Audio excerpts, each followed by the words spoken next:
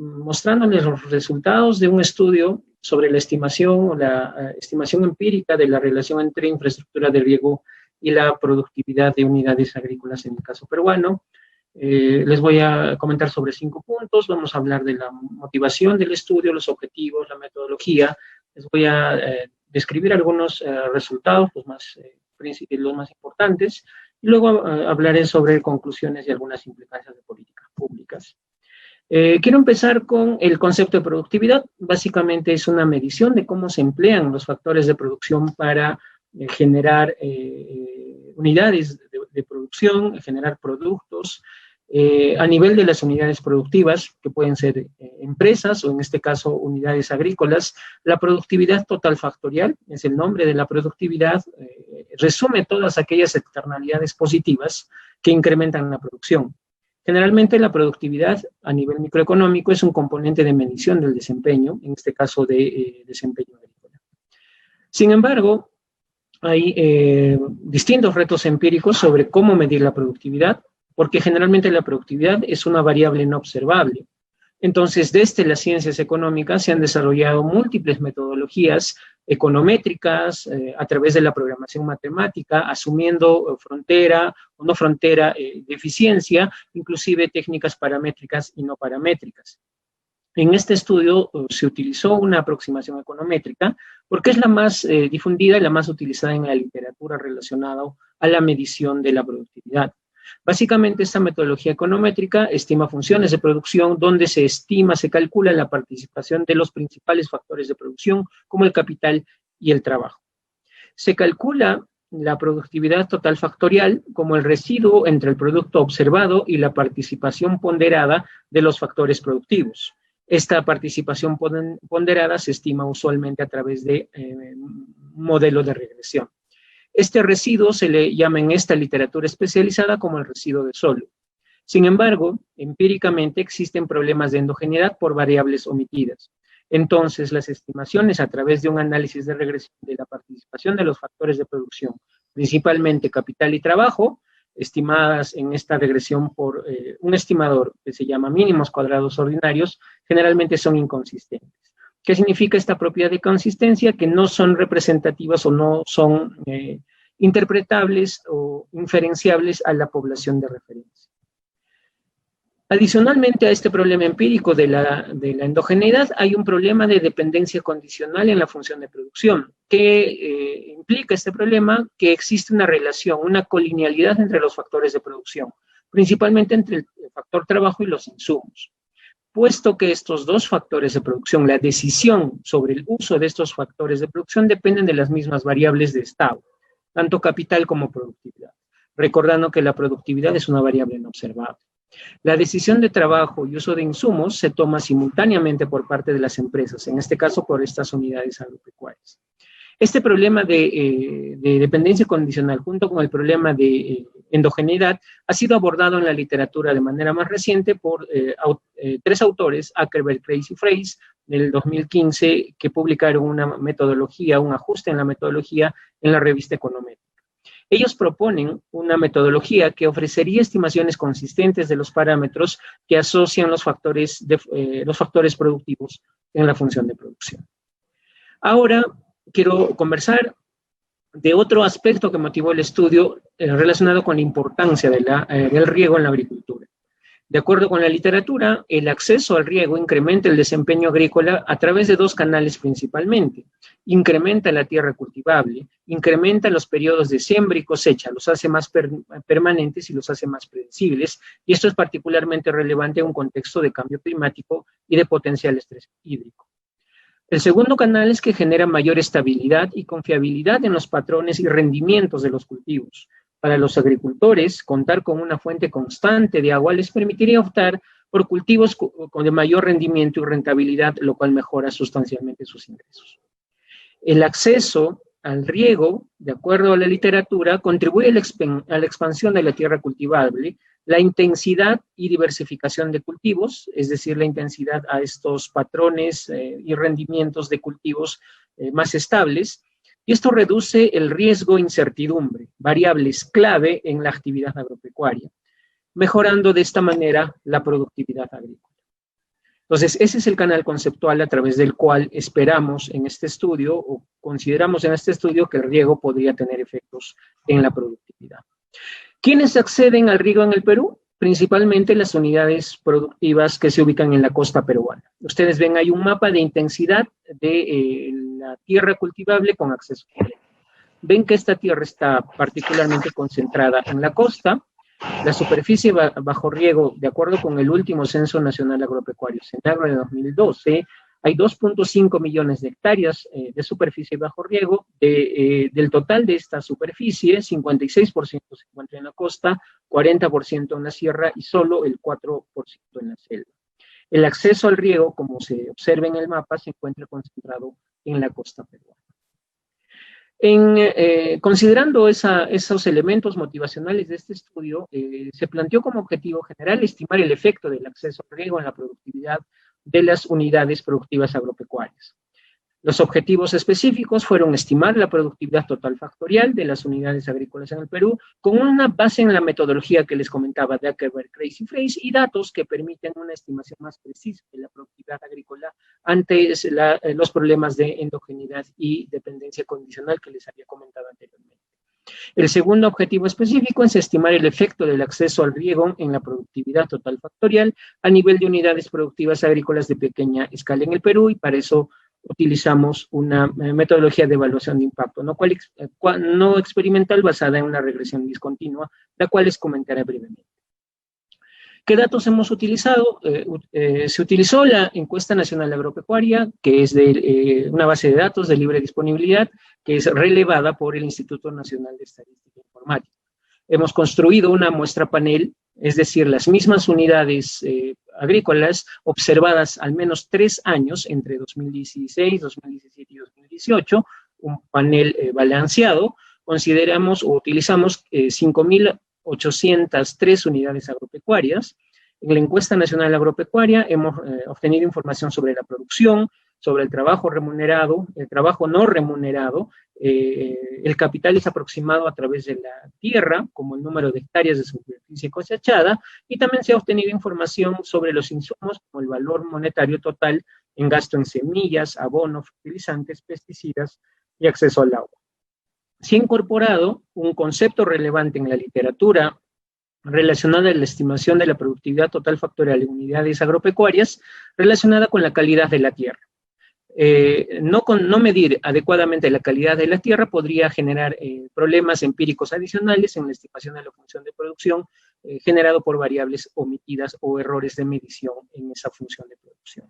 Para medir la calidad de la tierra o utilizar un indicador que recoja la calidad de la tierra, se han utilizado distintos indicadores y se ha construido un índice de calidad de la tierra empleando el análisis de componentes principales.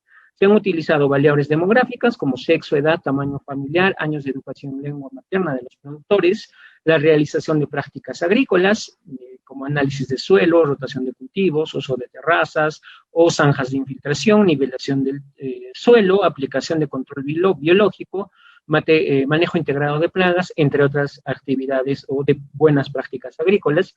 Se ha incluido también para medir o tratar de construir ese indicador de calidad de la tierra, variables medioambientales relacionadas con la altitud promedio a nivel del conglomerado en el cual se ubica la unidad agropecuaria, la temperatura promedio a nivel regional, la temperatura promedio, la precipitación promedio y también la humedad promedio a nivel regional.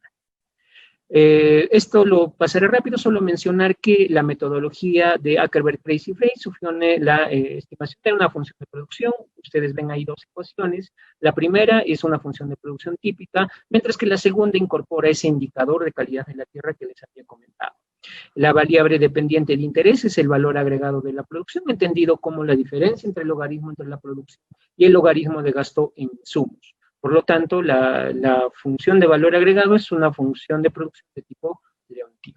El ajuste por la calidad de la tierra se ha construido a través de esa ecuación que se muestra en la parte inferior de la diapositiva, donde se ha construido la tierra, se ha utilizado la tierra empleada y se ha ponderado por ese índice de calidad de la tierra para darle mayor precisión a las estimaciones de la función de producción. César, disculpa, te quedan 5 minutos si pudieras ir cerrando. Sí, muchas gracias, Cecilia. Gracias. Esto pasó rápido, simplemente es la forma en la cual se estimó la función de producción a través del método generalizado de momentos, en el cual se estima esos parámetros de manera consistente y el residuo de suelo viene representado a través de esa ecuación que está al final de la diapositiva, que es un estándar en esta literatura. Para la evaluación de impacto se utilizó una regresión discontinua de tipo FUSI para estimar el tratamiento de una variable observable, que es la variable de asignación, a lo largo de un determinado umbral. Es decir, en un lado del umbral es el grupo de tratamiento y al otro grado del umbral es el grupo de control, asumiendo que el umbral es el que determina de manera imperfecta la asignación de ese tratamiento. En el torno a ese umbral es lo que se trata de estimar el efecto causal. ¿Cuáles son los supuestos de este tipo de evaluación de impacto? Bueno, que los agentes no pueden manipular perfectamente la variable de asignación, la variación en el estatus de tratamiento, en la proximidad del umbral puede ser considerado como aleatorio y otros supuestos que son estándar también en la aplicación de esta metodología de evaluación de impacto. Esta es la formalización matemática de lo que les acabo de mencionar, simplemente paso esta diapositiva. Menciono algunos resultados, es la estimación de los parámetros estructurales de la función de producción, tanto por mínimos cuadrados ordinarios, que es la estimación de referencia, y la estimación, la mejor estimación que consideramos a través del método Ackerberg-Kreis. Los resultados sugieren que no incorporar la calidad de la tierra podría generar sesgo por variable omitida. La aplicación de Ackerberg-Kreis y Freis más calidad de la tierra sugiere que la participación de trabajo remunerado en la función de producción es del 10%, mientras que la participación de la tierra es del 90%. También estos resultados sugieren la evidencia de rendimientos constantes a la escala en la función de producción agrícola para el caso peruano. Analizamos la relación entre la productividad y el tamaño de la tierra. A mayor cantidad de la tierra, la productividad es más alta, sin embargo, esta decrece, lo cual sugiere también evidencia de mala asignación de recursos para aquellas unidades productivas más grandes.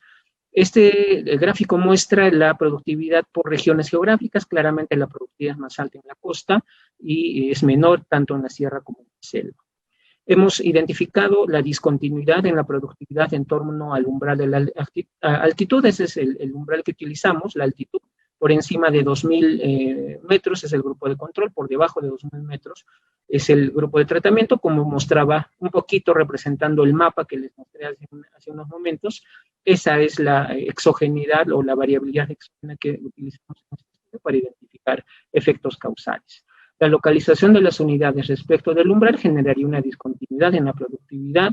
Hemos comparado tanto el grupo de control y hemos encontrado que las unidades agrícolas ubicadas a mayores altitudes en torno al umbral, mayor altitud de 2.000 metros, muestran un nivel de productividad menor.